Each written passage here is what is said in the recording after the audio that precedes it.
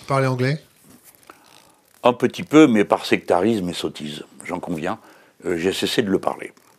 Et du coup, maintenant, j'ai le plus grand mal à m'exprimer en anglais. Et comme, disons par principe, je ne veux pas, parce que le français est une des langues de l'ONU, c'est une des deux langues de l'ONU, qu'en Europe, nous avons été humiliés, puisque maintenant, on n'a plus les traductions des documents en français, il faut les demander. Et ça demande un délai qui est incompatible avec le système ridicule du fonctionnement du Parlement européen, où les derniers textes arrivent la veille pour le lendemain matin. Et je défends ma pratique, mon droit à la pratique de la langue française.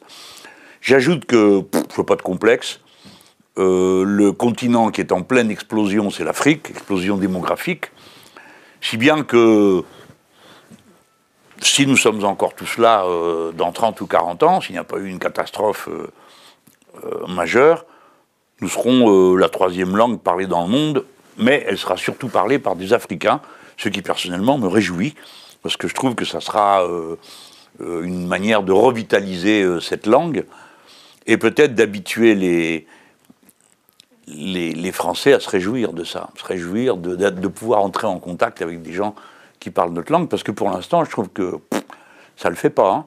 Il y a 100 millions de personnes qui parlent le français dans le Maghreb. Et c'est comme s'il n'existait pas. Et la seule chose qu'on aurait à leur dire, c'est on ne